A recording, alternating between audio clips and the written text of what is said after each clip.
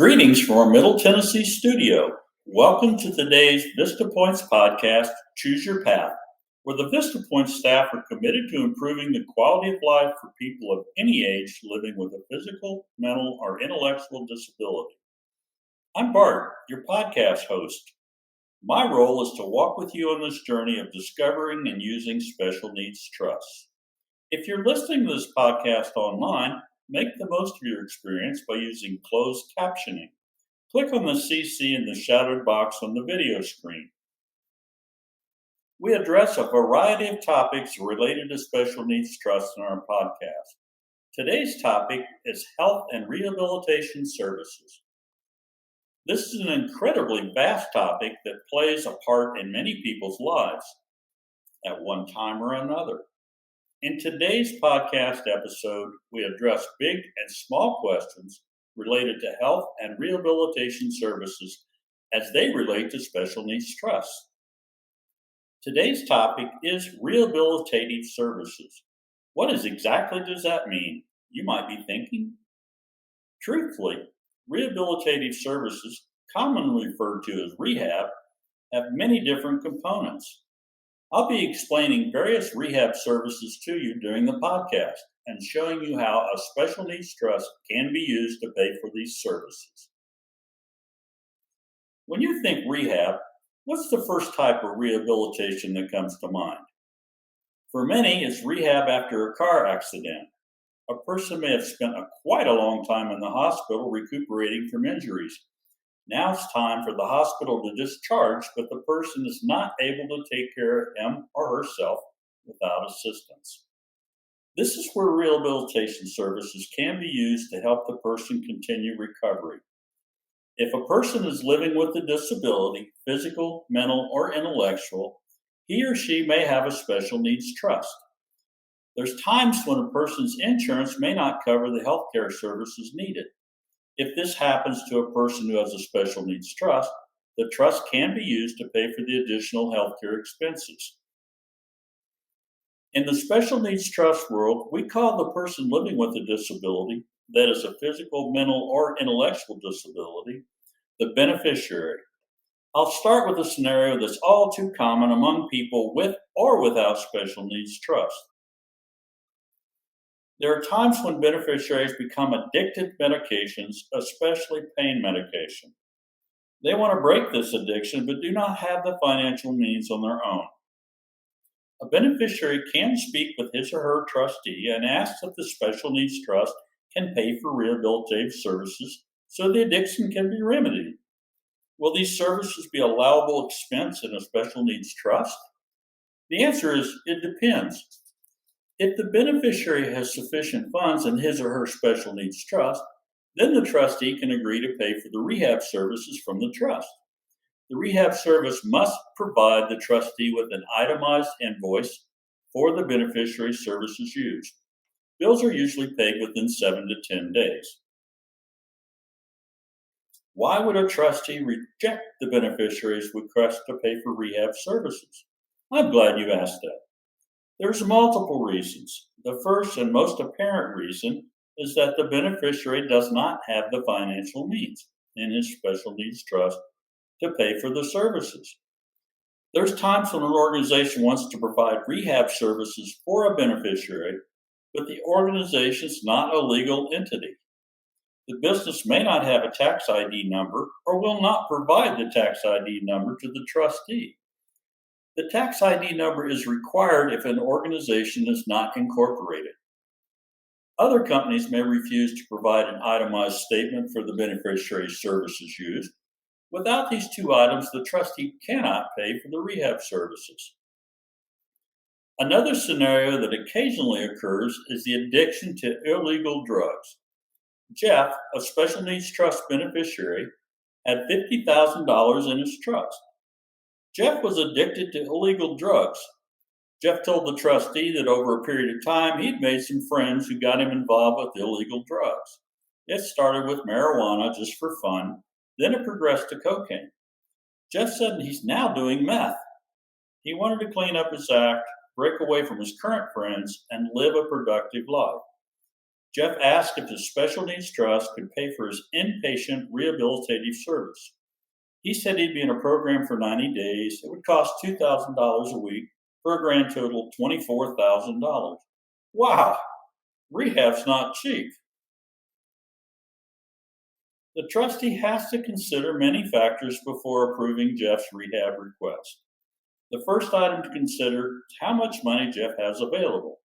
Does Jeff have ongoing or recurring expenses coming out of the trust that will need to be paid? Are there other outstanding medical bills to pay for Jeff? How will his current housing be paid for if he's not there? Just to let you know, if someone resides in a facility, at times the facility requires the person to be there each night, or the facility may ask for a nightly fee to hold the bed or the space for the person. Other times, the facility may evict the person if the bed's not being used. Will the trust pay to hold the bed for the beneficiary while Jeff is in rehab? Usually, a trust cannot pay for housing. So what is the beneficiary to do? There's no 100% right or wrong, cut and dried answer. The trustee will review the beneficiary's request and help pay for the beneficiary with his desire so he can live a good quality of life. Yet there's times when the trustee must say no to a beneficiary's request. Many people living with a disability can improve their quality of life with outpatient rehabilitation, such as physical therapy, speech therapy, or occupational therapy. These types of services are usually covered under the beneficiary's insurance or government benefits. Other times there's co-pays for each visit that must be paid, after the insurance or beneficiary paid for the major part of the bill. The beneficiary can ask the trustee of his special needs trust to pay these co-pays. Medical bills not covered by insurance and government benefits can be paid from a beneficiary's special needs trust. The company can, with the request from the beneficiary, send the itemized statements to the trust company for consideration of payment. Many times, the beneficiary will receive the bill and send it to the trust office for payment. Whatever way the trustee receives the bill is not important, as long as the trustee does receive the bill. What happens when someone has a stroke or heart attack and needs rehabilitation? Will the person's special needs trust pay for the cost of rehab? Again, it depends. The trustee will always wait for the beneficiary's insurance or government benefits to cover the related expense. If there's any outstanding expenses to be paid after all the other insurance and government benefits have made payment on the bill, the trustee will pay the remaining rehab expenses. What can you do if your trustee of your special needs trust tells you the rehab service you desire cannot be paid from the trust? The best thing to do is ask questions. The trustee may have some alternative opportunities for you that will provide outcome you desire. The trustee is trained to think outside the box and consider alternatives in order to help you achieve your goal. After all, it is the trustee who has the fiduciary responsibility to help you live a good quality of life. The best advice I can give you is, if you're a beneficiary on a special needs trust and you're considering going into rehab or having rehabilitative services, please contact your trustee before you embark on your rehabilitative journey. You can discuss what you're wanting to do, learn how your special needs trust may be able to financially assist you with your rehab. After all, what's important to you is that you have a good quality of life. Thank you to our listeners for tuning into today's episode of Choose Your Path, the Vista Points podcast. I hope some of today's information allows your loved one living with a disability to consider getting help through rehabilitative services so he or she can live a better quality of life. The next time you find yourself online, I encourage you to subscribe to our YouTube channel so you can be notified of our latest episodes that go live on the 1st and 15th of every month. The Vista Points YouTube channel is named Vista Points SNT. That's SNT as in Special Needs Trust. You can find all episodes of our podcast on the YouTube channel. Past episodes of our podcast are also on the Vista Points website at vistapoints.org, along with a transcript of each podcast The website again is vistapoints.org. If you don't already know this, the episode topics are in response to listeners' questions. If you haven't asked your question yet, I encourage you to ask or share your concerns or questions online or by calling our office. Please visit our Facebook page named Vista Points Inc., that's Vista Points INC. While there, you can send us a direct message, otherwise known as a DM, by clicking on the messenger button, which looks like a sideways lightning bolt. For those who are comfortable, ask your questions via Facebook.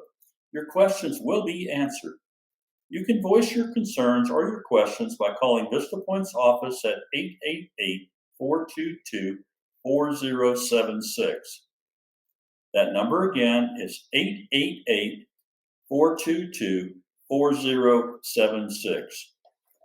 Each of the Vista Points team wants to answer your questions and assist you in whatever way they can. I'm glad to connect with you today. I hope you enjoy your day with your loved one. Come back for more episodes of Choose Your Path. Regardless of where or when you find us, we walk beside you on your path. I look forward to our next steps together and to speaking to you again soon.